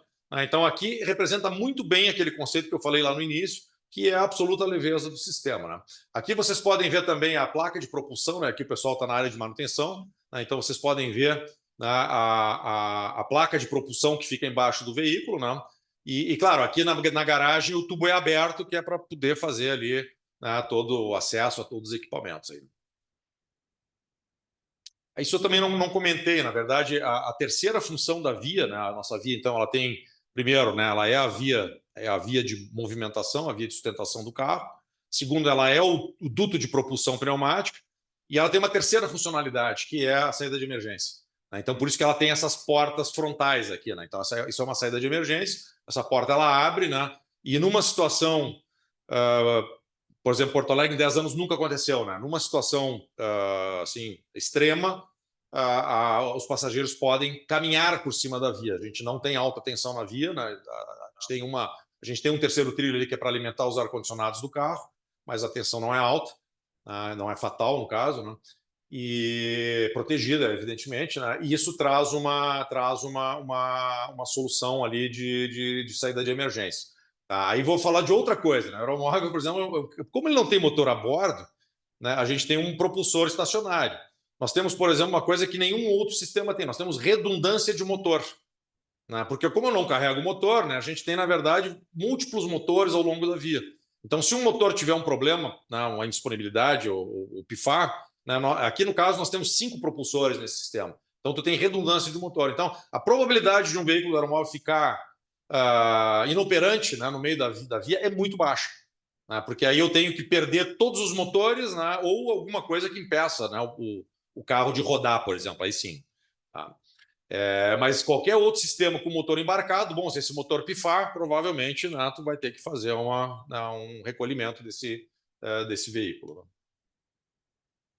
Bom, alguns equipamentos aqui, nossos sistemas aqui os geradores, o sistema de Guarulhos também ele opera 100% com um gerador diesel, né, numa situação de blackout, né, então ele também funciona a plena capacidade, inclusive, né, então se houver um apagão ali em Guarulhos, né, o sistema de emergência entra e ele pode funcionar. Tem um projeto aí da gente fazer isso também com energia fotovoltaica, mas aí é dentro do campo aí da inovação e das melhorias. E aí todo o sistema de controle, né, que o nosso parceiro estratégico aí é a Siemens, né, que forneceu toda a plataforma, né, de comunicação, de controle e de automação do sistema. Ficha técnica, então, é um sistema que tem 2.700 metros de extensão, uma área dupla, né, chega a 2.000 passageiros hora sentido, quer dizer, uma capacidade no campo baixo, né, da média capacidade. Mas o aeromóvel, nessa configuração, ele pode ter carros de até 600 passageiros. Então, ele pode chegar, né, a uma capacidade aí de até, se não me engano, 18.000 passageiros hora sentido, né, que é muito razoável para a grande maioria das aplicações, que não são alta e que não são metrô. Né? Algumas características, então, dos subsistemas, já foi perguntado aqui, raio de curva, dali, né, 25 metros, né, rampa 12%, né, mas isso é para parque de diversão, não é para transporte público. Né? A gente não tem limite de extensão, uma outra pergunta que vem, mas quanto longe vai esse sistema de propulsão? Não tem limitação, né, porque o sistema ele é desenhado com múltiplos circuitos pneumáticos, então ele pode ter 2, 5, 10, 15 quilômetros. Um propulsor, ele tem... Hoje, aqui em Guarulhos, inclusive, nós estamos fazendo a movimentação toda dos 2 quilômetros com um motor só. Então, o campo de atuação do motor pode chegar aí a 2 quilômetros. Né? Então, depois tu vai repetindo, vai botando novos motores ao longo da via. Qual é a vantagem disso? É que esse motor, tá, ele fica abrigado, tá? Ele não sofre intempérie, ele não sofre efeito de chuva, de vibração, de choque. Tá? Então, são motores que têm uma confiabilidade absurda. Né? São motores que normalmente vão rodar, né, depois passada ali a mortalidade infantil, né, são motores que vão rodar 20, 30 anos com quase nenhuma manutenção. Aqui estão os subsistemas, a gente falou no começo ali, Sérgio, assim, as várias disciplinas que envolve, né, por isso que o aeromóvel ele não é um produto, ele é uma plataforma tecnológica. Então a gente tem dezenas de áreas de atuação, né, que vão desde o urbanismo, né, até a inteligência artificial, né, que são tecnologias que se aplicam, né, ao sistema. Depois vem aí os subsistemas, aqui está uma fotografia que não ficou claro antes. Não. Isso aqui é o truque, né? Isso aqui é a base de propulsão do carro. Então, você tem aqui as rodas, o truque, e aqui está a placa de propulsão. Então, essa placa ela vai inserida no duto, né, e traz, então, o movimento. E aqui dá para ver, de uma outra forma aqui, né, o propulsor em terra, né, propulsor estacionário, que gera pressão dentro da linha e que, então, né, transmite a força aí, através da pressão pneumática, transfere a força para a movimentação do carro. Isso aqui é um GMP, tá? Isso aqui é o nosso o nosso propulsor, então está aí o jeitão dele, aqui um motor de indução trifásico bem convencional, claro, são motores de alta potência, motores que têm que ser encomendados, né? Desenhados especificamente para essa aplicação, mas é um motor industrial, né? E tem uma altíssima confiabilidade também. E aqui dá para ter uma ideia de como é que é a casa de máquinas, tá? Então tá ali, é uma sala, né? Essa sala pode estar acoplada à estação, ela pode estar subterrânea, né? Então isso é bem flexível a forma de construir. Aqui em Guarulhos, como tem espaço e como assim não há uma situação. Porto Alegre tinha a mesma questão da inundação, acabou inundando, né? Então acho que a gente tem que começar a cuidar com isso. Mas aqui em Guarulhos também não tem nenhum histórico aí de inundação, então aqui as salas são também no nível do chão. Né? Sala de controle, né? Aqui o sistema de freios também dá para ver, né? Então a gente tem o sistema pneumático, quer dizer, essa vela ela funciona também, pela pressão do ar a gente consegue frear o carro, consegue reverter, consegue parar, né? Mas a gente não tem precisão nisso, né? Então é um movimento, vamos dizer assim, mais de mais força. A precisão, a parada de precisão, então, é feita com esses freios a disco nas rodas, que também servem como redundância de freio. Então, vocês veem que o sistema tem muita segurança, ele tem muitos sistemas e subsistemas de segurança. Tá? Uma outra vantagem lá que eu não mostrei no início, lá naquele diagrama, mas aqui dá para ver, ó, onde tem a placa de propulsão. Né? Essa placa de propulsão que fica dentro aqui do duto, né, ela te traz duas outras vantagens, né, que vem, vamos dizer assim, vem como um bônus. Né? E, primeiro, a questão da colisão. Tá? O aeromóvel não colide. Não tem como fazer um aeromóvel colidir, né? Por quê? Porque a gente tem um colchão de ar aqui na frente do carro, né? Então eu não consigo fazer um outro veículo se movimentar no sentido oposto. Esse é o grande, vamos dizer assim, o grande problema, a grande questão de segurança de qualquer trem, de qualquer metrô, a colisão. Né? Então o aeromóvel ele tem um sistema anticolisão intrínseco, não tem como, né, fazer uma colisão frontal. Tá? E essa placa também ela serve como um sistema descarrilhamento e antitombamento. Então, nós podemos operar o sistema aqui com ventos de até, se eu não me engano, de 160 km por hora. Tá? Por quê? Porque o carro não tomba, né? Ele tem uma âncora, né, que é essa placa de propulsão, e é desenhado para isso, essa placa, porque como ela é dimensionada para empurrar o carro, né, para levar aquela massa toda, ela também, numa situação excepcional, ela pode evitar, né, que a gente tenha ali uma situação de capotamento, ali, de tombamento. Então, gente, eu acho que era isso, tá? Esse final aqui são as características, então, dos carros. Tá? Esse carro de Guarulhos ele foi também desenhado para ser, assim, ter mais espaço para malas, então ele teve a sua capacidade reduzida, né? Então, um carro que normalmente atende 300 passageiros, aqui ele foi desenhado para 200 passageiros. Né? Tem os mesmos metros quadrados, né? Mas como tem essa variável aí das malas, né? Então a carga aqui projetada é 200 passageiros. Saída de emergência, já mencionei, né? Então ela ocorre pela porta frontal e a própria via já é. Vocês veem que o monotrilho hoje, por questão de segurança, ele já tem que construir aquele passadiço, né, de metal ao longo de todo o monotrilho, porque o monotrilho não tem como caminhar em cima da via. Né? Então o aeromóvel já traz isso embutido. E tem uma outra vantagem aqui, né, que é o desprendimento, né, acidental de alguma peça ou algum lubrificante. E também essa base ela serve como ali uma proteção, né, um recipiente, né, para qualquer peça que eventualmente se solte, e acontece. Né, isso aí talvez um dos grandes problemas hoje do monotrilho é esse, né, é o desprendimento de algumas. Já existem casos, a cidade de Sydney desmontou descomissionaram o monotrilho por causa disso, né, que tinha muita peça, né, soltando lubrificantes, né, e eles acabaram optando por desativar o sistema. Tá? Via elevada aqui também, né, aqui dá para ver bem o duto aqui, né, o tubo, como é que ele funciona nessa imagem, né, os guarda-corpo aqui para saída de emergência. Então, basicamente, é uma estrutura de concreto, né, a vedação no meio, os trilhos metálicos. Né, esse é o conceito. E aqui vocês veem no aeroporto de Porto Alegre, né, como a pista é delgada. O aeromóvel é essa cobrinha aqui, bem no meio da fotografia, uma área bem densa, bem poluída aqui, né, urbanisticamente. Né, e essa estrutura azul aqui, por exemplo, é uma passarela de passageiros, né, um acesso de pedestres. Então, tu vê que o aeromóvel tem um impacto muito menor, né, do que a própria via ali para pedestres. Os aparelhos de mudança de vio, né, também aí uma questão um pouco mais técnica de como isso funciona. Muito semelhante a um AMV, um desvio de trem, né, diferente do monotrilho. É uma outra diferença enorme do monotrilho. O monotrilho tem que a viga toda precisa se movimentar, né? Aqui não, é só o trilho, né? Então muito parecido com o sistema metroviário. A obra civil, aqui estão as estações, né? Vocês veem aqui essa de baixo aqui é a estação, essa aqui é a estação, aquela da refrigeração que a gente mencionou, mas tu vê que é uma estação pequena, né? Não é uma estação absurda. E aqui é a segunda estação, essa sim bem compacta, né? Então vocês veem como essa questão da refrigeração aí é complexa. Todas as normas aí que o sistema tem que seguir, normas internacionais metroviárias, e aqui neste caso de Guarulhos, em particular o nível de segurança CIL 4, né? Que foi um requisito aí que está sendo atendido e que dá uma carga de engenharia, né, realmente descomunal para que se atenda a esse requisito. Então era isso, gente. Acho que era uma ideia trazer aqui, agradecer de novo aí pelo espaço, né? E a gente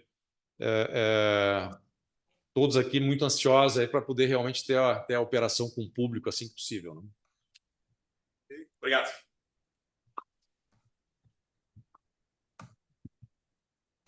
Obrigado, Marcos. Foi uma honra. Sim, estamos ansiosos. Acho que a gente já pode, na inauguração, combinar, né, alguma iniciativa de levar os alunos, levar ao centro. Acho que é inovação. Fiquei muito curiosa, assim, até mandei mensagem para a sua secretária, esqueci o nome dela. Falei, não tem um vídeo do motor funcionando para a gente ver o ar entrando, tipo, tudo. Fiquei curiosa para ver o sistema se movimentando, porque é incrível. Acho que a gente abre para perguntas. Eu já quero também. Fiquei muito admirada com. Não sei se tem perguntas no chat também. Tem sim, tem sim. Joia, vamos dar uma olhada também. Mas fiquei muito impactada assim, com realmente o pequeno impacto urbanístico, né? A gente está construindo rodovias e avenidas enormes que assim, rasgam as nossas cidades, e a gente tem uma alternativa que não é nova, não é tão nova, né? Que hoje eu acredito que já tem o potencial de ser implementada pelo menos em médias cidades. E não sei se isso já tem sido discutido, não sei o custo disso para viabilizar, mas achei muito impressionante. Queria também que vocês se manifestassem, quem quiser perguntar. Era só fazer, acho que é um gancho, se fizesse uma provocação importante, só fazer um gancho assim de como é que cai no sistema urbano, no sistema de média capacidade, né?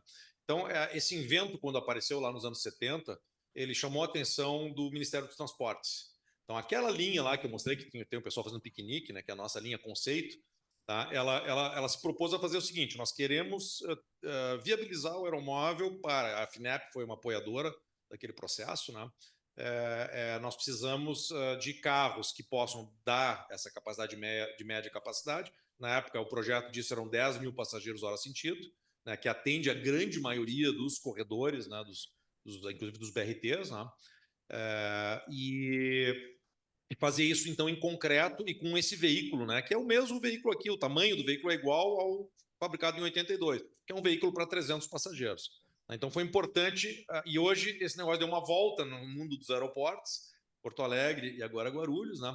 Mas a provocação original do aeromóvel é a cidade, né? São as linhas urbanas dentro de cidade, e aí é uma... Só um instante, como você mesmo colocou, a gente gasta 40 minutos São Paulo e Rio, e quanto tempo que a gente gasta São Paulo para São Paulo, de Guarulhos até São Paulo, né? Isso não é compatível. E tem outras questões até mais filosóficas, pode sim, por exemplo, qual é o maior ativo de uma cidade?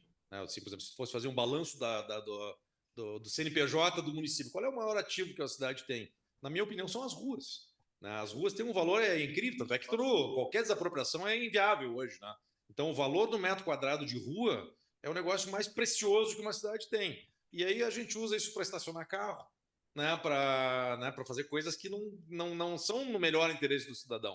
Então, a via elevada, ela também traz isso, ela acrescenta espaço na cidade, né? Ou libera espaço na cidade, porque, né, leva o transporte para outro local. Mas sim, a visão da Aeron, né, da empresa, é a média capacidade, são as aplicações urbanas, onde a gente tem hoje os BRTs, né, os corredores de ônibus, né, os VLTs, os monotrilhos, né, esse nicho é o nicho onde tranquilamente médias cidades, como dissesse muito bem, né? Ou alimentação de metrôs também é uma grande, né? Que é o Guarulhos, né? O Guarulhos está alimentando a CPTM, né?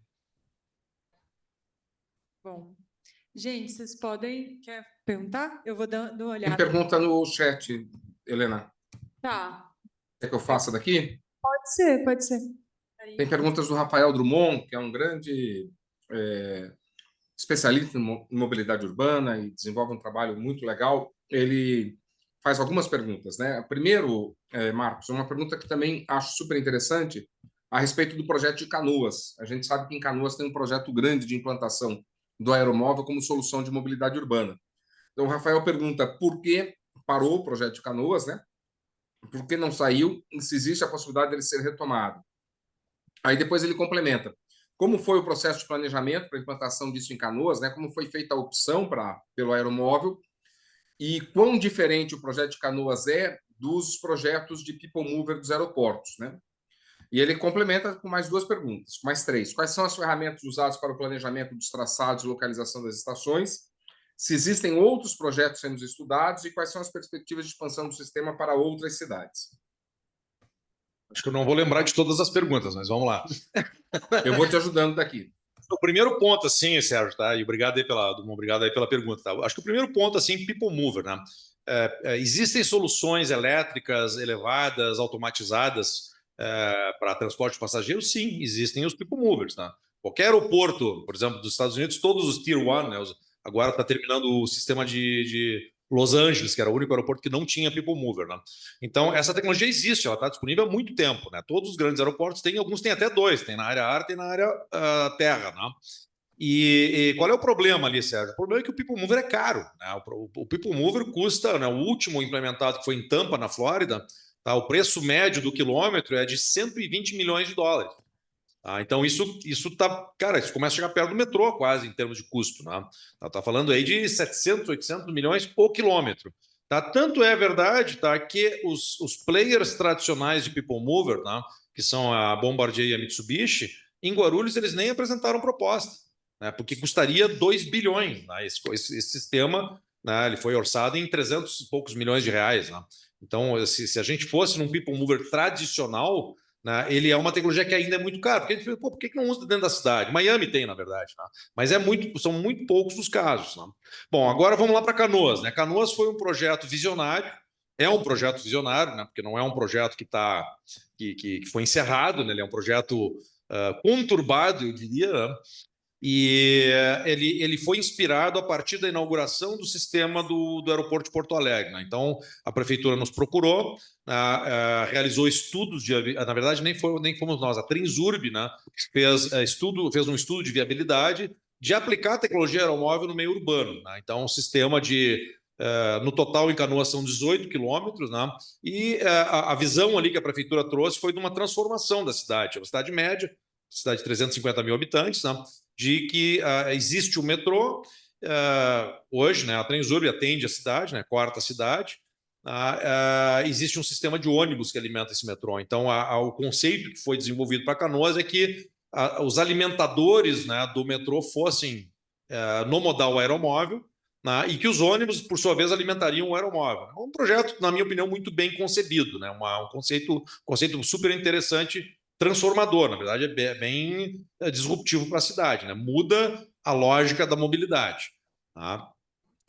O modal ele foi escolhido, então, pela prefeitura, ela encomendou lá os estudos de viabilidade para a utilização da tecnologia aeromóvel, e lá tem uma característica na cidade, tá, que é determinante. Né? Canoas, para quem conhece, ela não é uma cidade que é cortada por vamos dizer assim, duas barreiras físicas que divide, fatia a cidade em três. Então, tem a linha do próprio Transurb, que é um sistema segregado por muros, né? Então ali não tem que fazer ou por baixo, né? Ou túnel, né? Todas as travessias têm que ser elevadas ou subterrâneas, então isso corta a cidade de norte a sul, e tem uma outra via ali, que é a BR-116, que é uma autoestrada, na verdade, que também corta a cidade. Então, o centro de Canoas ele fica isolado, tá? Entre uma rodovia de altíssimo tráfego e a linha do Transurb. É uma ilha.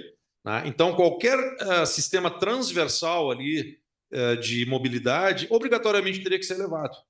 Né? Então, aí começou o estudo do aeromóvel, que na verdade começou lá, Sérgio, foram feitos vários estudos, né? Os primeiros começaram nos anos 90. Existe uma série, acho que são 5 ou 6 estudos feitos. Né? Mas esse que levou agora ao contrato, à implementação que foi depois interrompida, né? Esse foi mais recente. Esse foi na sequência da inauguração bem-sucedida lá do aeroporto Salgado Filho.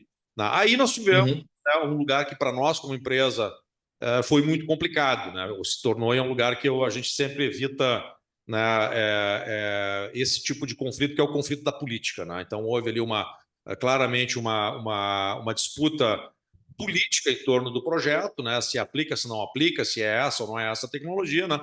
E, claro, nós ficamos no meio ali de uma disputa dessa natureza. Né? Então, aí houve aí uma interrupção do projeto, uma tentativa de anulação. Então, tem um processo jurídico, né, que, infelizmente, né, segue se desdobrando, enquanto, na verdade, né, os canoenses já deveriam estar usando, né, esse sistema, né, se esse projeto não tivesse entrado nesse, vamos dizer assim, nesse redemoinho aí, né, e é da dificuldade que a gente tem também no Brasil, né, das obras públicas, né, que são tradicionalmente muito demoradas, muito burocráticas, muito lentas, né, e que, infelizmente, esse projeto ele foi interrompido, né? Os equipamentos todos foram fornecidos, eles estão todos lá armazenados, né?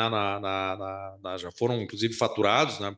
Para a prefeitura, né? E existe, né, sempre uma perspectiva agora de uma reconstrução desse projeto, né? A empresa, nós estamos sempre, obviamente, à disposição aí para a imediata retomada, porque ele continua sendo absolutamente viável, né? E pertinente aí a essa característica da cidade. A cidade segue fatiada em 3 pedaços, né?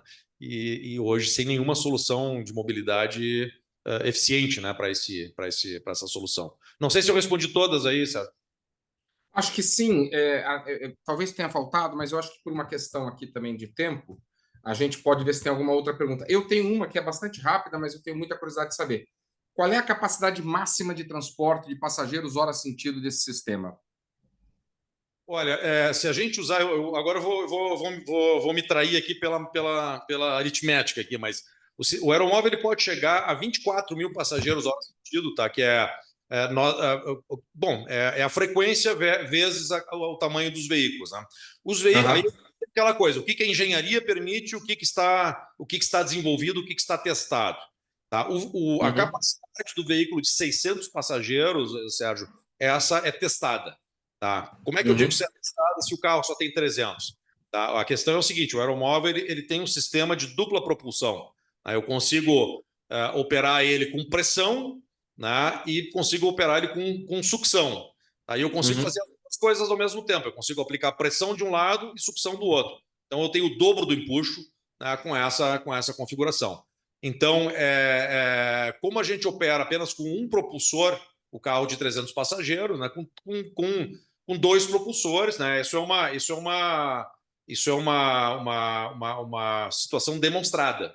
Tá? Possibilidade agora de expansão do veículo até 900 passageiros, né, que seriam mais 2 módulos, né, permitiria, então, chegar nessas capacidades aí em torno de 24 mil passageiros. Né. Mas aí tu começa, um problema que conhece bem, né, Sérgio, aí tu começa a entrar em headways muito curtos. Né. E o headway curto ele não depende só da tecnologia, ele depende da estação, da integração com outros sistemas. Né. Então, os headways de 2 minutos, eles são possíveis, né, mas eles trazem aí uma complexidade bastante grande para o sistema. Não? Obrigada, Marcos. Sérgio, vamos tentar fechar, então, a última rodada? Vai com você, Helena, vai com você. E acho que, se você puder ver as online, eu vou abrir aqui para a plateia que eles têm alguma pergunta. Aí acho que depois o Marcos responde em bloco, pode ser? Não, online não temos mais. Tá, então vamos aqui para... Peraí. Não temos sim, temos uma pergunta, temos aqui um comentário. Você quer que eu faça online ou você vai aí presencial? Então, vamos aqui presencial, que aí o online já está aí. Perfeito. Na verdade, são 2 comentários. Vai na pergunta que depois eu faço os comentários. Perfeito. Alguém mais tem pergunta? Ele pediu primeiro. Você já está contemplado, né?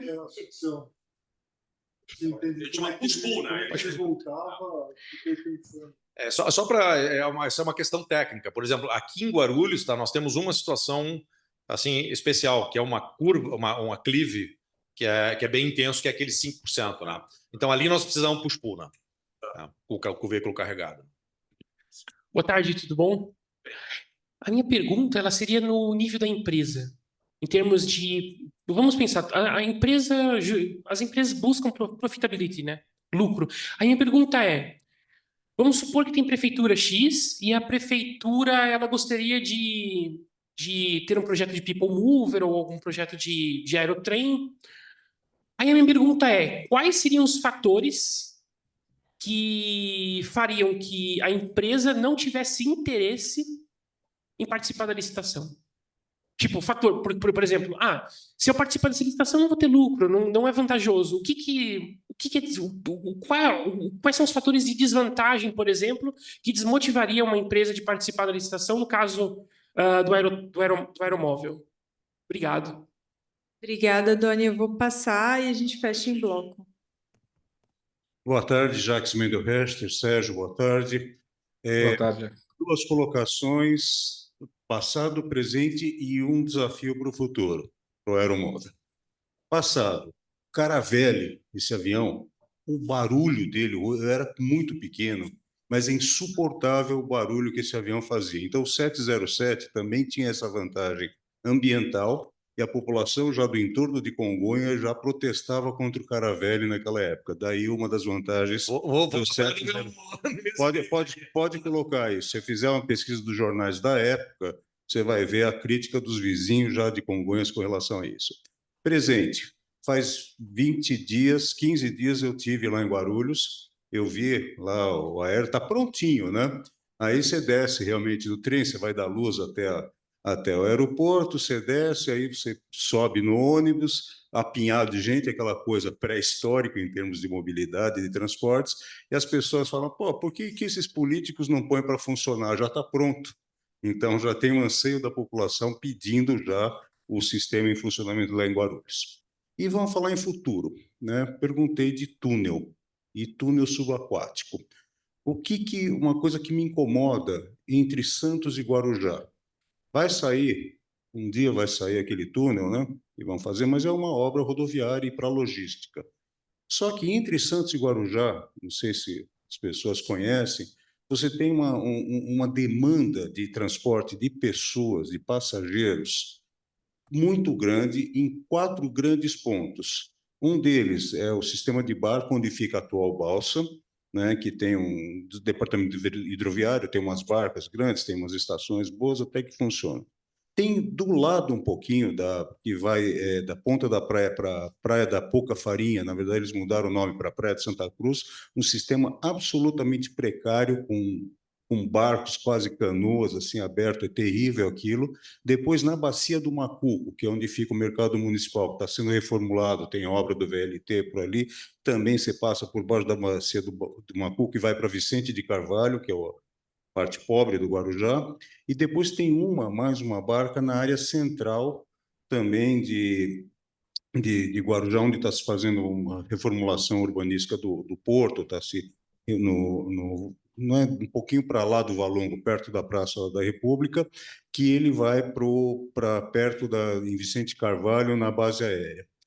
E ali não dá para você, né, o canal do Porto Santo, você vê aqueles navios passando, não dá altura, não daria para fazer um sistema aéreo, é quase que um sistema linear.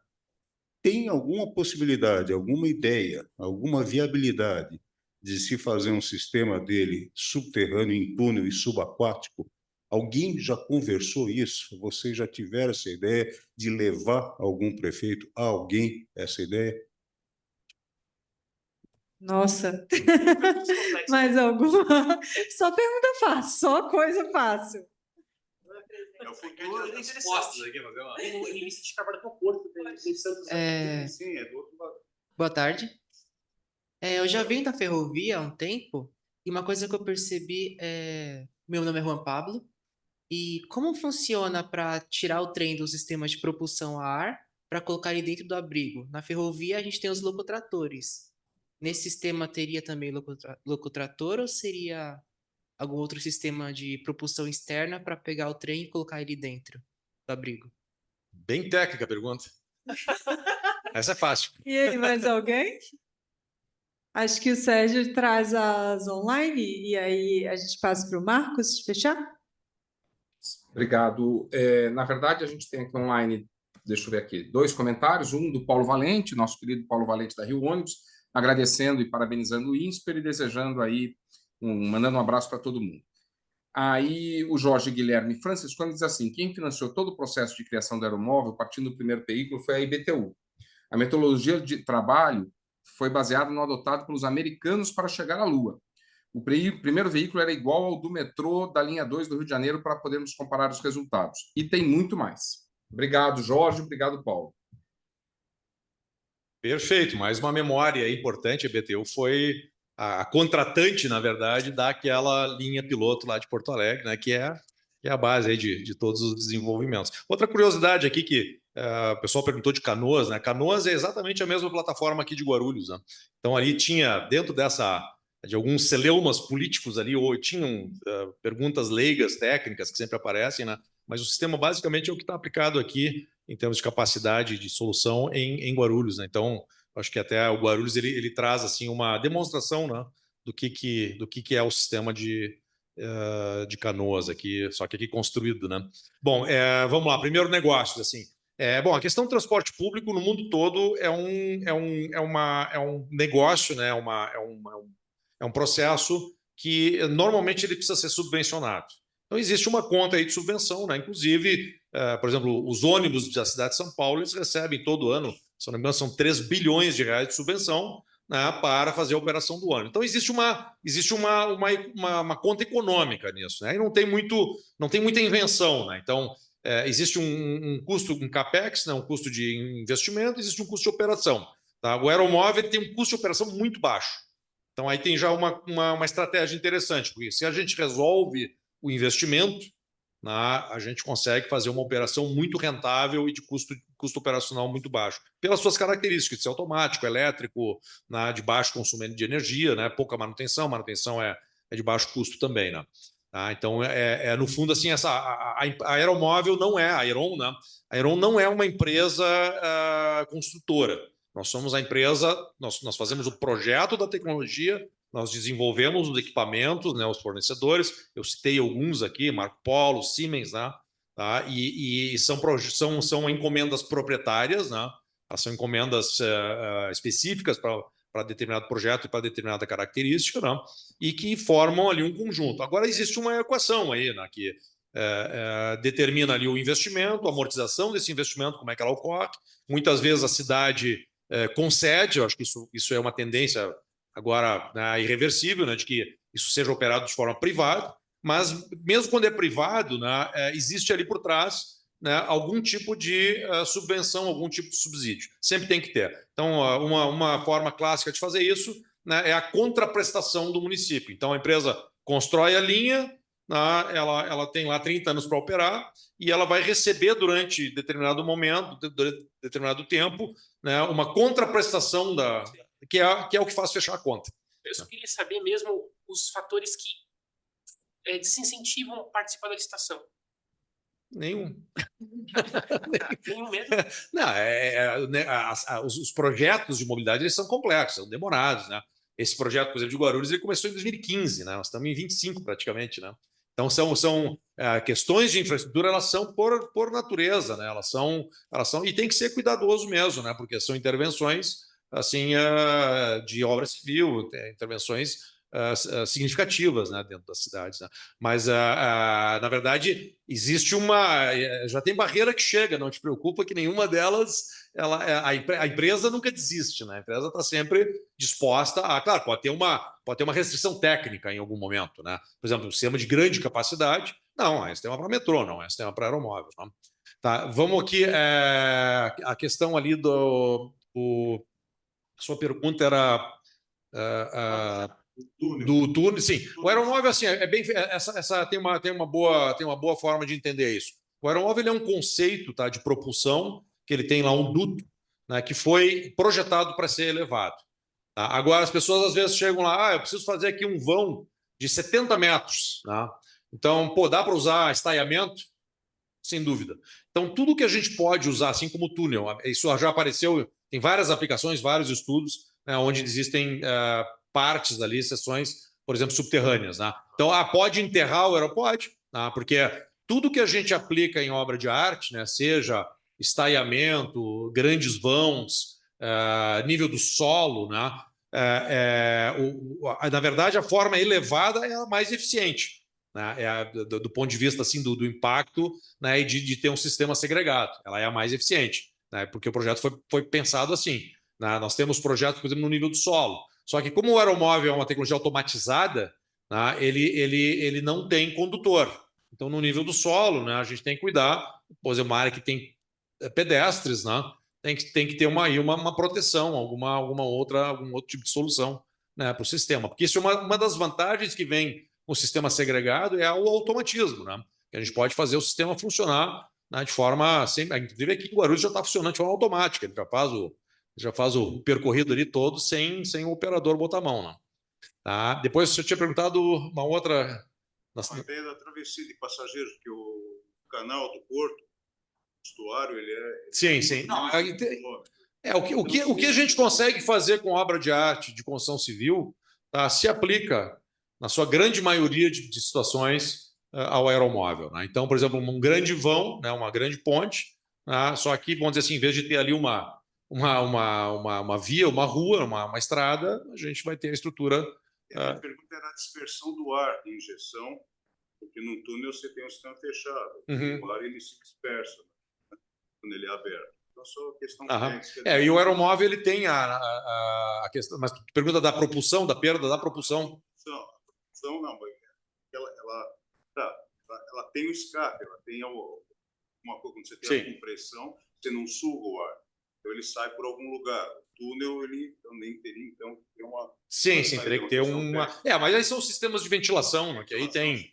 Isso aí tem uma, vamos dizer, tem disciplina que cuida só né, da circulação de ar. Inclusive, os nossos fornecedores aí da área de propulsão são empresas que atuam nessa área de ventilação de túnel. É uma engenharia super interessante essa aí também. Não?